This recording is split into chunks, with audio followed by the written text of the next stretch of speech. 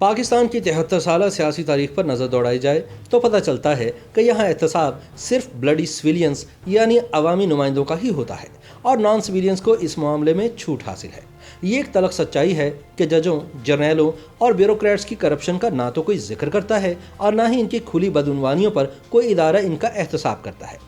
چند ایک مثالوں سے ثابت ہوتا ہے کہ سویلینز کے مقابلے میں طاقتور اداروں سے وابستہ افراد کئی سو گنا زیادہ کرپشن کے مرتکب ہوتے ہیں، مگر کوئی انہیں پوچھنے والا نہیں۔ پاکستان کی تاریخ میں صرف ایک غیر سویلین فوجی شخصیت کا احتساب ہوا جس کا نام ایڈمرل منصور الحق تھا، لیکن اسے بھی اربوں روپے کے کرپشن الزامات میں محض چند کروڑ روپے میں پلی بارگیننگ کر کے چھوڑ دیا گیا۔ ابھی کل کی بات ہے کہ مشہور زمانہ اگوسٹا آبدوز اسکینڈل میں پاک نیوی کے سابق سربراہ ایڈمرل ریٹائرڈ منصور الحق تو نیب کے ساتھ پلی بارگین کر کے صاف بچ نکلے اور امریکہ میں سیٹل ہو گئے اور پھر وہیں سن 2018 میں وفات پا گئے۔ لیکن اس کے برعکس فرانس نے 15 جون سن 2020 کو انصاف کے تقاضے پورے کرتے ہوئے تقریباً 3 دہائیاں گزر جانے کے بعد اس کرپشن کیس میں ملوث 6 افراد کو 18 لاکھ پاؤنڈ رشوت لینے کے جرم میں سزائیں سنائیں۔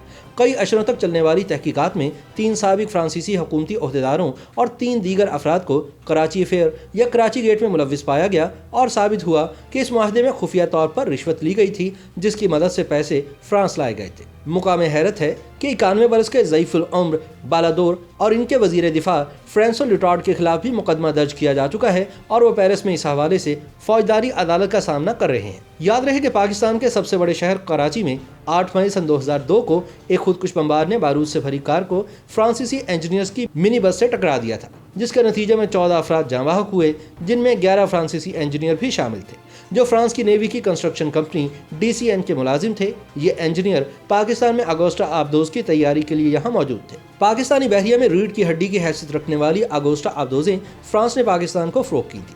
حملے کے اس واقعے کی تحقیقات کے دوران پاکستان اور فرانس کی اہم شخصیات میں کمیشن کا اسکینڈل سامنے آیا جس کو کراچی افیئر یا کراچی گیٹ کا نام دیا گیا۔ پاکستان نیوی کے سابق DG انٹیلیجنس بیورو کوموڈور ریٹائرڈ شاہد اشرف نے ایک انٹرویو میں بتایا تھا کہ سن 1992 میں نواز شریف کے پہلے دور حکومت میں نیوی نے 52 کروڑ ڈالر کی مالیت سے آبدوزوں کی خریداری کی منظوری دی تھی۔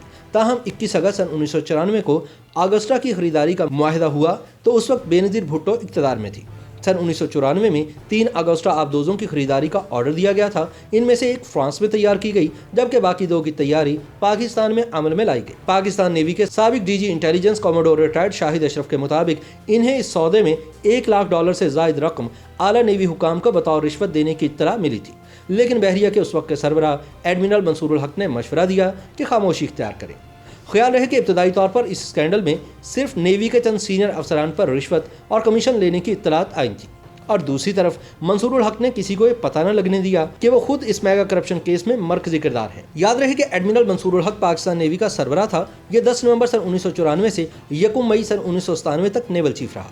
منصور الحق پر ایک محتاط اندازے کے مطابق تقریباً 300 ارب پاکستانی روپے کی کرپشن کا الزام نیوی کے لیے خریدے گئے بحری جہاز، ہتھیار، اگوسٹا آبدوزیں، نیوی اور نیشنل شپنگ کارپوریشن کے اسکریپ بحری جہاز بیچنے کے دوران کمیشن اور کک بیکس لینے پر لگا تھا۔ نواز شریف حکومت نے 1 مئی سن 1997 کو اسے نوکری سے برخاست کر دیا اور اس کے خلاف تحقیقات شروع کرا دی، جبکہ منصور الحق سن 1998 میں ملک سے فرار ہو گیا اور امریکی ریاست ٹیکساس کے شہر آسٹن میں پناہ گزین ہو گیا۔ پاکستان میں منصور الحق کے خلاف مقدمات چلتے رہے۔ جنرل پرویز مشرف نے جب نیب بنائی تو یہ مقدمات نیب کو منتقل ہو گئے اور اتفاق سے اسی دوران امریکہ میں اینٹی کرپشن قوانین پاس ہو گئے۔ ان قوانین کے مطابق دنیا کے کسی بھی ملک کا کوئی سیاستدان، بیوروکریٹ یا کوئی تاجر کرپشن کے بعد فرار ہو کر امریکہ آئے گا تو اسے نہ تو پناہ ملے گی اور نہ ہی رہائشی سہولیات، بلکہ یہ کرپٹ شخص امریکہ میں گرفتار بھی ہوگا اور امریکی حکومت اس کے خلاف مقدمہ بھی چلائے گی۔ نیب نے اس قانون کی روشنی میں امریکی حکومت کو خط لکھا اور امریکہ نے 17 اپریل سن 2001 کو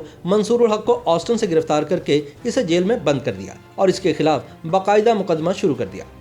منصور الحق کو جیل میں عام قیدیوں کے ساتھ رکھا گیا تھا اور اسے ہتھکڑی پہنا کر عدالت لایا جاتا۔ یہ سلوک نازوں میں پلا منصور الحق برداشت نہ کر سکا اور اس نے خود ہی امریکی حکومت کو خط لکھ دیا کہ مجھے پاکستان کے حوالے کر دیا جائے جہاں میں اپنے ملک میں مقدمات کا سامنا کروں گا۔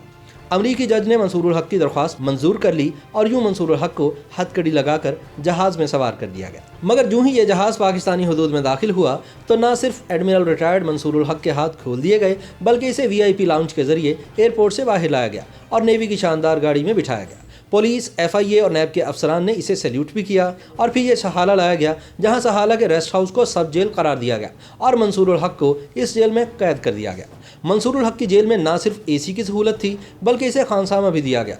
इनकी अहलिया और दूसरे अहले खाना को मुलाकात की इजाज़त भी थी और मंसूरुल हक लॉन में चहलकदमी भी कर सकता था। नैब और FIA के दफ्तर नहीं जाता था, बल्कि तफ्तीशी टीमें इससे तफ्तीश भी इसके बेडरूम में ही करने आती थी। मगर ये भी ऑन रिकॉर्ड है कि तफ्तीश करने वाली टीमें इनके लिए ताज़ा फल और जूस भी साथ लेकर आती थी। मजीद सितम ज़रीफ़ी देखिए कि 300 अरब रुपए की करप्शन का मुल्ज़म सिर्फ 45 करोड़ 75 लाख वापस लेकर प्ली बार्गेन के नाम पर रिहा कर दिया गया। सन 2012 में इसका जब्त शुदा घर और मर्सिडीज़ गाड़ी की मालियत 10 लाख रुपए साबित करते हुए एक लेफ्टिनेंट कर्नल के जुम्बिश कलम मुबारक से वापस हदिया तबरीक के तौर पर इसे पेश कर दी गई। कहानी यहीं ख़त्म नहीं होती। सन 2013 में मौसूफ ने सिंध हाई कोर्ट में अपील की कि मुझे मेरा मिलिट्री रैंक, बमा पेंशन और दीगर मरात वापस किया जाए, जिस पर मुअज़्ज़ज़ अदालत ने कमाल इंसाफ पसंदी का मुजाहरा करते हुए इसको 4 स्टार रैंक, बमा पेंशन और दीगर मरात मरहमत फरमा दिया। एडमिरल मंसूरुल हक सन 2018 में अमेरिका में इंतकाल कर गए। मंसूरुल हक की अजब करप्शन की गजब दास्तान कोई इकलौता वाक़या नहीं, इस जैसे ना जाने कितने ही वाक़यात हैं जो मुख्तदर इदारों से वाबस्ता आला हुकाम की करप्शन की दास्तानों से लिथड़े पड़े हैं। लेकिन बदकिस्मती से इस मुल्क में ताले आज़मा क़ुव्वतों की करप्शन पर बात करना मायूब समझा जाता है और सियासतदानों को दिल खोर कर मालून व मतून करना यहाँ का कल्चर है। ये सिलसिला अभी जारी है और न जाने यूं ही कब तक चलता रहेगा। YouTube पर गूगली न्यूज देखने के लिए youtube.com की सर्च बार में गूगली न्यूज TV टाइप करें। गूगली न्यूज के पेज पर सुर्ख रंग के सब्सक्रिप्शन वाले बटन पर क्लिक करना ना भूलिए। YouTube पेज पर अपलोड होने वाली वीडियोस से बाखबर रहने के लिए बेल आइकन पर क्लिक कीजिए। आपको हर नई वीडियो के बारे में नोटिफिकेशन मौसूल हो जाएगा।